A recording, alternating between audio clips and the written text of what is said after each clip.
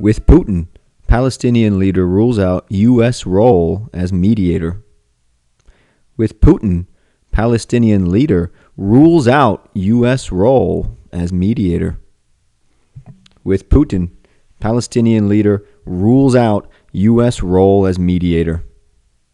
With Putin, Palestinian leader rules out U.S. role as mediator.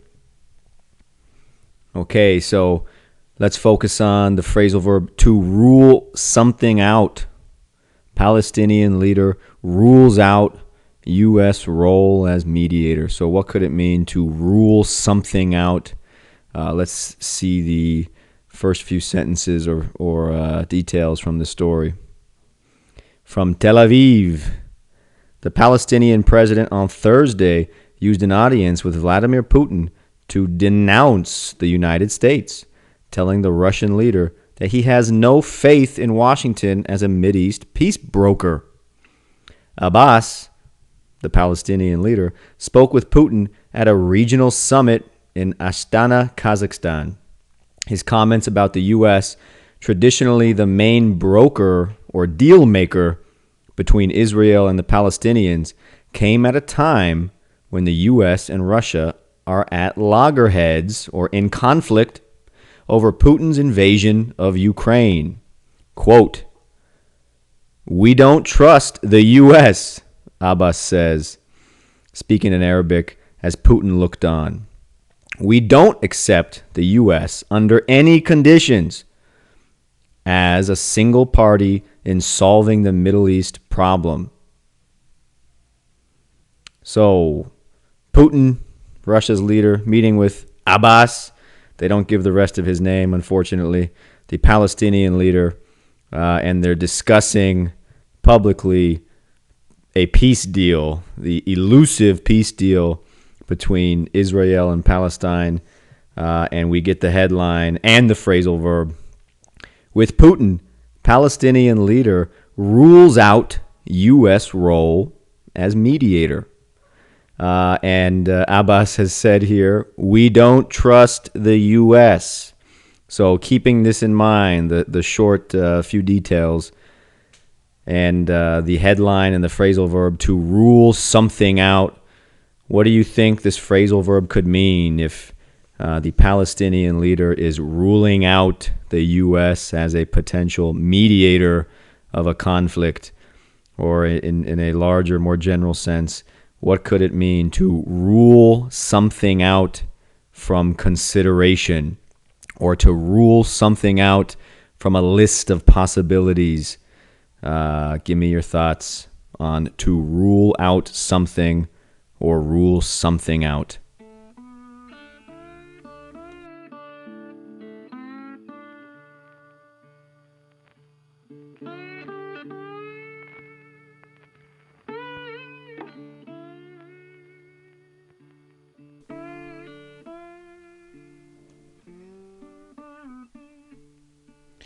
And we're back. So we did the headline from AP with Putin, Palestinian leader rules out U.S. role as mediator. We focused on the phrasal verb to rule out something or to rule something out, right? Some of these phrasal verbs you can split. When I say split, I mean split the verb and the preposition or object at the end of the phrasal verb. So rule out is the phrasal verb. And in this case, you can rule something out, and you can also, with the same meaning, rule out something. Now, this is not always true, and there's no simple rule or strategy to remember or know when you can split a phrasal verb and when you can't. Unfortunately, that's one of the things that makes phrasal verbs so difficult, is little technicalities like that. So at the end of the last segment, we were speculating, we were thinking and wondering what could that mean to rule something out when the Palestinian leader is ruling out the U.S. role or position as mediator. What does that mean? What can that mean? So to rule something out is to eliminate it from consideration or from a group of possibilities or possible solutions or possible directions. So the Palestinian leader is eliminating the U.S. as an option to be a mediator in the Middle East. And so now he's meeting with Putin. If we remember, we didn't read a lot, but the meeting was with Putin. I don't know when anyone or if anyone will listen to this, but as I am recording it, we are in mid-October. This is in the middle or beginning, right, of a Russian war with Ukraine. If you've been alive for the last century at all, you also probably are a little bit familiar with the conflict in the Middle East, specifically with Israel and Palestine. And we're not going to go into that right now, but let's just remember that they're not friends and there is an ongoing conflict there. And so this Palestinian leader is meeting with Putin, making a public statement saying that, yeah, we are ruling out the United States as someone who can make or create or initiate peace or some kind of power sharing plan in the Middle East. So if you don't know, without going into detail, Palestine is a region, and depending on who you speak to, it's a nation, right? It's a nation that is basically in the same location as Israel, and that's the nature of the conflict, that they both want to be in the same place. There's another sentence here. So now we're going to go through some of the other content and vocab that were in the first 3 or 4 sentences that I read. We're not going to go over everything, but again, I'm trying to predict or to imagine what words or phrases would be most difficult or strange for someone, just based on classes I've done for the last 6 or 7 years. So this won't be perfect. There may be words that I read initially in the previous segment that I don't go over or that I don't review, but I'm doing my best here. So there was one line about being the main broker, and here again I'm going to repeat the sentence. Where are we? His comments about the United States, traditionally the main broker between Israel and the Palestinians, came at a time when the U.S. and Russia are at loggerheads. So broker, and we'll go over loggerheads. We'll review loggerheads, but broker, right? What could that mean, to be a broker between two parties, or to be a power broker or a broker of peace? That is someone who is in the middle of two people negotiating, like a mediator, someone who distributes or someone who helps find a path to accomplish something. So that's what the word broker means. Traditionally, the main broker, the main negotiator or mediator between Israel and the Palestinians is the U.S. In the same sentence, loggerheads. This came at a time when the U.S. and Russia are at loggerheads over Putin's invasion of Ukraine. So this is an expression, right? And they use it after to be. U.S. and Russia are at loggerheads, loggerheads. So what could that mean, to be at loggerheads? It's to be in conflict, to be in direct conflict, to be in opposition of each other. And again, as I'm reading this is October, mid-October 2022, either we are in the beginning of a war between Ukraine and Russia, or the middle, or the close to the end. Who knows? But in any case, that's what they're mentioning when the U.S. and Russia are at loggerheads. So you can use this anytime you are facing opposition or disagreement, or in a dispute with someone, and they have one opinion or one idea about direction or about strategy, and you have an opposing idea or philosophy about direction or philosophy. Okay, I only read 3 or 4 sentences. There's nothing else that I could identify or point out that was particularly difficult in this headline or in this short piece of a story. So now at the end, we're going to do questions, right? Questions for you to chew on, questions for you to think about in English, and if you want, excuse me, questions for you to write or respond with in English. So first question: how should we think about mediation of international conflicts? Who gets to play that role? How should we think about mediation of international conflicts? Who gets to play that role? I am from the United States. I'm speaking intentionally, I hope, to Brazilian language learners, right? But this could be anyone else. I'm not sure. For you Brazilians, we live in very different places, right? Brazil is typically a neutral international actor, right? You don't see Brazil invading countries. You don't see Brazil negotiating peace between countries who have conflict, like Israel or Palestine. And I come from the United States, where we routinely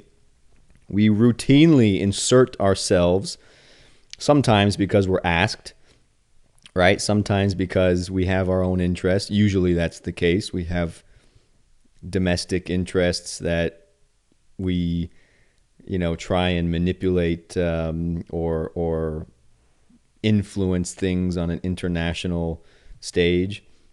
So, I'm interested. What do you think? How should we, the world, or Brazilians or Americans, how should we think about mediation or problem solving of international conflicts? Who gets to play that role? Should it be no one? Should we just leave, in this example, should we just leave Palestine and Israel to kind of figure it out or resolve the situation on their own? Or do we need someone who's not Palestinian or Israeli to try and solve this problem or try and find a solution? I can't speak for all of Americans, just like any Brazilian couldn't speak for all of Brazil. But, I think that case by case, it depends on the details. And sometimes people ask for mediation. This is common in much smaller problems like divorce, or in a processamento, in a lawsuit between two people or two groups. Sometimes they ask, and they say, hey, we need someone to come in and look at the details, look at the history, and propose solutions. So who does that internationally? We don't live in Star Trek. There's no world federation. What do you think? How should we think about mediation or problem solving of international conflicts? Who gets to play that role? When I say role, I mean papel, right? Papel, that position. Question number 2. Would you want Brazil, usually a neutral country, to ever mediate international conflicts? Would you want Brazil, usually a neutral country, to ever mediate international conflicts? So now I am speaking to Brazilians specifically, and I guess you could imagine, if you're from somewhere else and you're hearing this, what about your country? But to the Brazilians, would you want Brazil, usually a neutral country, to ever mediate or try and resolve international conflicts? What do you think, as a nation who's been neutral for a long time? Do you imagine, or would you desire Brazil to insert or position itself as someone who is resolving or trying to resolve conflicts between two different countries that don't include Brazil? And maybe let's imagine a situation where someone asks Brazil to do something like that. What would you say as a voter? How would you feel about that? Hey, Brazil, come and help us solve this problem. What if Brazil was asked to mediate between Cuba and the United States? What would you say there? Well, how would you feel about that if your country was spending time and resources and money focusing on international conflicts? And there's just one more. Do you think Americans, and by Americans I mean estadounidenses, we don't have a word like that in English, so you'll have to forgive me. I'm going to use the word American because it's colloquial, at least in my experience in Brazil, in Latin America. So if you have a problem with that, please give me feedback. And, I can say Americans from the United States or North Americans from the USA, but yeah, we just don't have a word like estadounidense. So sorry if this is offensive, but do you think Americans like their country playing this role?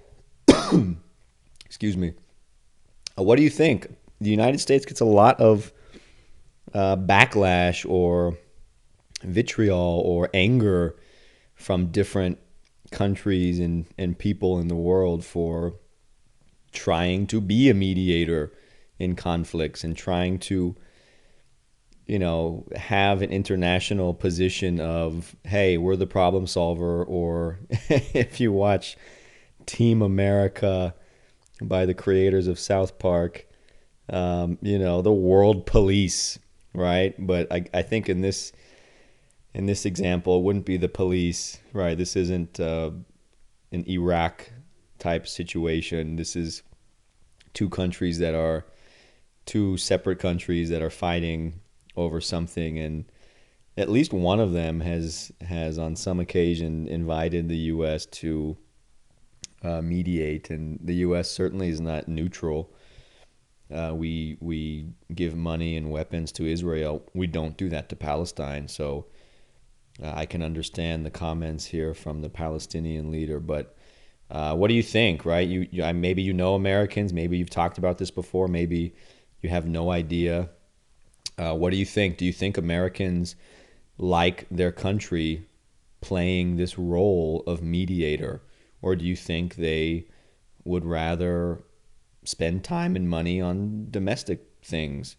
Because this certainly is not a domestic thing. This is the Middle East is very far from both Brazil and the United States. So tell me your thoughts. You can make a video and reply. You can post a reply, email a reply, or just think about this and write down your thoughts in English to practice. So again, the intention of this segment is for you to go over slowly some of the difficulty of vocab and English language when you're comprehending something that you just listened to.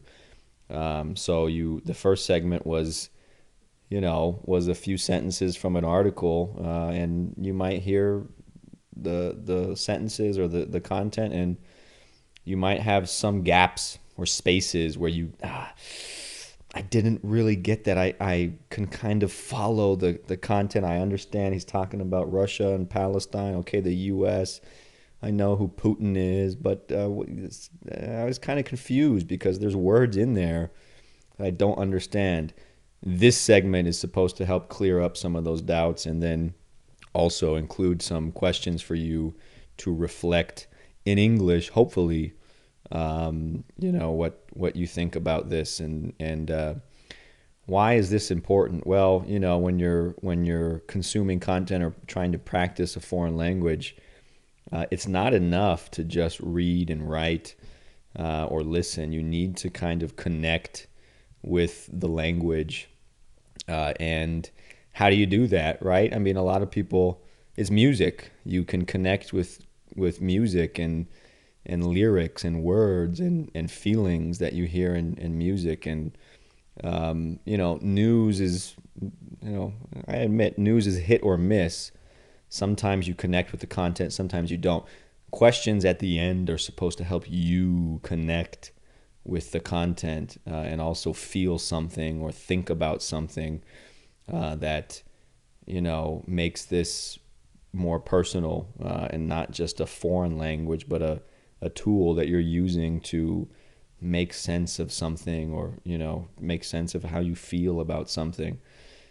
So let me know your thoughts. The next segment will be me speaking in Portuguese about the topic. So hang on, and you can tune into that as well, or I guess you can listen to these on your own time and in your own order.